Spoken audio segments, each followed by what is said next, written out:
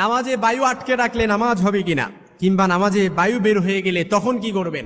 অনেক ব্যক্তি আছে নামাজে বায়ু আটকে রাখে, নামাজ আদায় করে, কিংবা অনেক ব্যক্তি আছে নামাজে বায়ু বের হওয়ার সন্দেহের প্রবণতায় সে কি করবে সমাধান খুঁজে পায় না।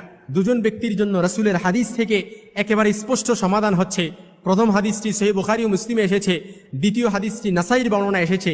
রাসূল সাল্লাল্লাহু আলাইহি সাল্লাম দুজন ব্যক্তির জন্যই করণীয় বলে দিয়েছেন। প্রথম ব্যক্তি হচ্ছে নামাজে বায়ু আটকে রাখলে নামাজ হবে কিনা। এ সম্পর্কে আমরা যদি হাদিস দেখি, রাসূল সাল্লাল্লাহু আলাইহি সাল্লামের নাসাইর বর্ণনায় হাদিস এসেছে। রাসূল সাল্লাল্লাহু আলাইহি সাল্লাম বলেছেন, অর্থাৎ সব সময় দেখবেন শয়তান আপনাকে একটা কুমন্ত্রণা দিচ্ছে। আপনার মনে হচ্ছে আমার অজু মনে হয় নষ্ট হয়ে গিয়েছে, আপনার মনে হচ্ছে অজু মনে হয় নাই, এরকম সন্দেহ প্রবণতা সবসময় আপনার ভেতরে কাজ করে।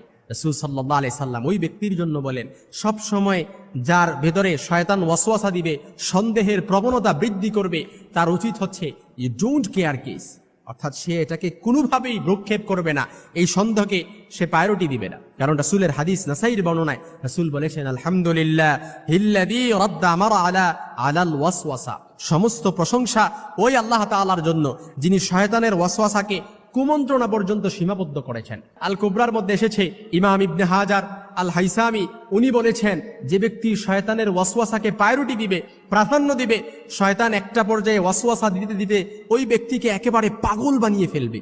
এই জন্য আপনার উচিত হচ্ছে, নাসাইর বর্ণনায় হাদিস থেকে রাসূল যেটা সমাধান দিয়েছেন, আপনার উচিত হচ্ছে শয়তানের ওয়াসওয়াসাকে কখনোই প্রাধান্য না দেয়া।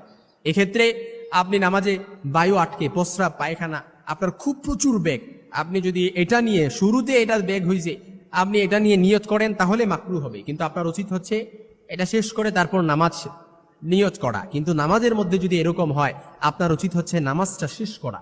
কিন্তু কোনো ব্যক্তির বায়ু বের হয়ে গেছে, সে আটকেও রাখে নাই, ওই ব্যক্তি করণীয় কি? সহিহ বুখারী ও মুসলিমের মধ্যে হাদিস এসেছে, রাসূল সাল্লাল্লাহু আলাইহি ওয়াসাল্লামের স্পষ্ট হাদিস, লা ইয়ানসারিফু হাত্তা ইয়াসমাআ সাউতান আও ইয়াজিদা রিহান, অর্থাৎ কোনো ব্যক্তির যখন বায়ু বের হয়ে যাবে, সে কিভাবে বুঝবে, সে কিভাবে নামাজ সে ছাড়বে কিংবা অজু করে আসবে না নামাজ কন্টিনিউ করবে। তার উচিত হচ্ছে সে প্রথমত শিওর হবে যে তার অজু নষ্ট হয়েছে কিনা কিংবা অজু ভাঙছে কিনা। সে শিওর হওয়ার জন্য কি, সেজন্য শব্দ শোনা কিংবা গন্ধ পাওয়া পর্যন্ত সে নামাজ ধরে রাখে।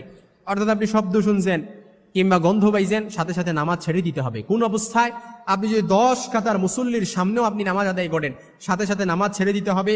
তারপর এক কাতার পার হয়ে আপনি কাতারের সাইড দিয়ে তারপর পিছনে 2 হাত প্রসারিত করে আপনি বের হয়ে তারপর কোনো কথা, নিশ্চুপ থাকবেন, কোনো কথা নাই, বাড্ডা নাই, নিশ্চুপ থেকে পুনরায় আপনি অজু করে আবার কি করবেন, একই ইমামের পেছনে ইক্তেদা করে আপনি বাকি নামাজটা আদায় করবেন। এর দ্বারা কি, আপনি যেই অবশিষ্ট নামাজ আছে এই অবশিষ্ট নামাজের উপরে আপনি বেনা করলেন, তাহলে যেই রাকাতটা আপনার ছুটেছে শুধু নামাজ শেষে ওই রাকাতটা পড়লেই আপনার পরিপূর্ণ হক আদায় হয়ে যাবে। কিন্তু যদি আপনি এই নামাজে আপনি যদি ইক্তেদা না করতে পারেন, এই নামাজের উপর যদি আপনি বেনা না করতে পারেন, তাহলে পুনরায় আপনি একা একা পরিপূর্ণ সালাত আদায় করতে হবে।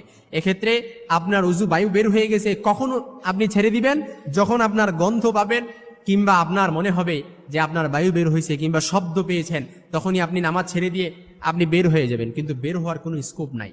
আপনি দেখা গেছে পেছন দিক দিয়ে যদি আপনি সব মুসল্লিকে ডেঙ্গিয়ে যান, তাহলে অনেক মুসল্লির নামাজে ব্যাঘাত ঘটতে পারে। এক্ষেত্রে আপনার জন্য করণীয় হচ্ছে, যদি একেবারে সর্বশেষ আপনি না বের হইতে পারেন, আপনি যে অবস্থায় আছেন ওই অবস্থায় আপনি দাঁড়ানো অবস্থায় থাকলে আপনি দাঁড়িয়ে থাকবেন, কিংবা রুকু অবস্থায় থাকলে আপনি রুকু অবস্থায় থাকতে হবে, কিংবা সিজদা অবস্থায় থাকলে আপনি সিজদা অবস্থায় থাকতে হবে। আপনার যে বিষয়টা আপনি উঠে আবার বসে থাকবেন, বিষয়টা কিন্তু এরকম করা যাবে না। কারণ যে অবস্থায় আপনার অজু ছুটছে ওই অবস্থায় আপনাকে থাকতে হবে, যদি আপনি বের না হতে পারেন। এই জন্য নামাজে বায়ু বের হয়ে গেলে আপনার প্রথমত করণীয় হচ্ছে, আপনি সহিহ বুখারী মুসলিমে এসেছে, আপনি কি করবেন, আপনার গন্ধ কিংবা শব্দ না পাওয়া পর্যন্ত আপনি নামাজ ছাড়বেন না। আর যদি নামাজ আটকে রাখেন, নামাজে বায়ু বের না হয়েছে, আটকে রাখছেন, ওই ক্ষেত্রে করণীয় কি, আপনাকে শয়তান যে ওয়াসওয়াসা দিচ্ছে, কুমন্ত্রণা দিচ্ছে, ওই কুমন্ত্রণা পর্যন্ত এটা সীমাবদ্ধ রাখেন। তা না হলে ইবনে হাজার আল হাইসামি উনি লিপিবদ্ধ করেছেন, আল ফাতহু আল কিবরি আফিকার মধ্যে উনি লিখেছেন যে কোনো মানুষ যদি শয়তানের ওয়াসওয়াসাকে প্রায়োরিটি দেয়, একটা সময় শয়তান তাকে পাগল করে ফেলবে।